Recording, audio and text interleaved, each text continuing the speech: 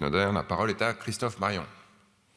Merci Monsieur le Président. Monsieur le Ministre, je souhaitais attirer votre attention quant aux interrogations que pose le décret à paraître visant à renforcer la qualité d'accueil au sein des établissements d'accueil du jeune enfant.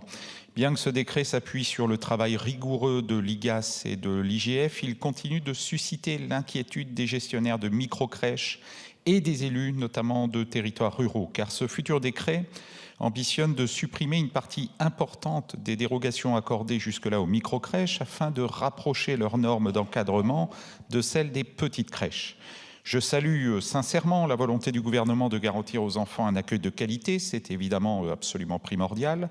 Je remercie aussi Madame la ministre Catherine Vautrin d'avoir entendu les préoccupations du secteur auxquelles elle a répondu dans un courrier adressé début février aux députés.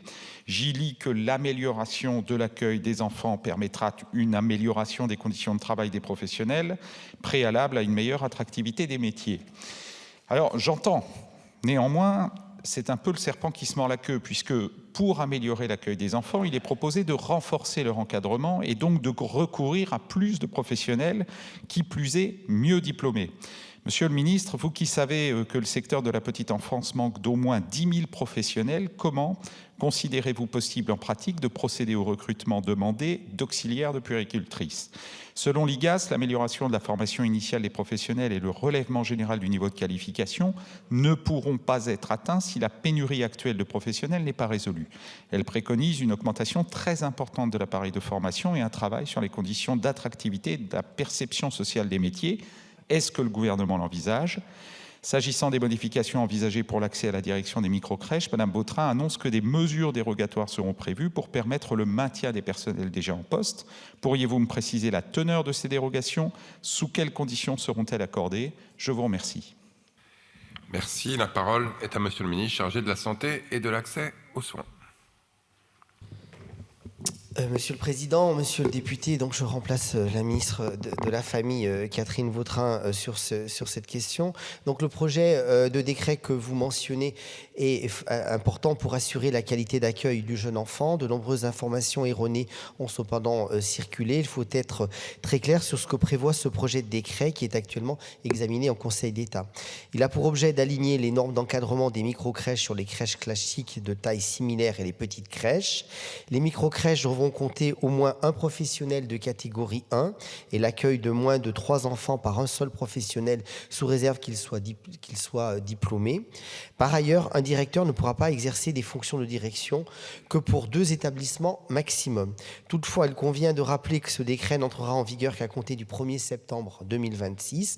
Les auxiliaires de puériculture occupant le poste de référent technique et disposant d'une expérience de 3 ans pourront être maintenus sur leur poste. Tous les titulaires d'un CAP présents dans les crèches n'auront pas à acquérir de diplôme d'état d'auxiliaire de puériculture et pourront continuer d'exercer. En effet, de nombreuses crèches disposent déjà d'un directeur référent technique pour 2 structures et de 40% de personnel dit qualifié de catégorie 1. Ces mesures sont essentielles pour respecter les besoins de l'enfant, d'autant plus que les enfants dans les micro-crèches sont les mêmes que ceux accueillis dans les petites crèches classiques. Il n'y a aucune raison que les conditions d'encadrement diffèrent.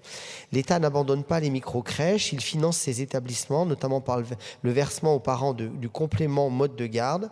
Concernant les micro-crèches, j'attire votre attention sur le fait que le prix de revient reste à ce jour inférieur au plafond des 10 € et que je dispose d'aucun élément financier démontrant l'inverse. Enfin, pour reconnaître l'engagement des professionnels et renforcer l'attractivité des métiers, le gouvernement entend faciliter l'accès au diplôme d'état d'auxiliaire de puériculture ou tout autre diplôme appartenant à la catégorie 1 par voie de validation de l'acquis des expériences.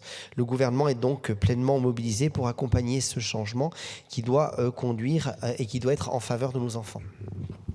Merci, Monsieur le ministre. Monsieur le député, vous avez la parole. Merci, Monsieur le ministre, pour ces réponses. Je serai particulièrement attentif aux mesures dérogatoires qui sont prévues par Madame la ministre de manière à sauver un certain nombre de microcrèches en territoire rural notamment. Je vous remercie. Merci. On enchaîne avec une question.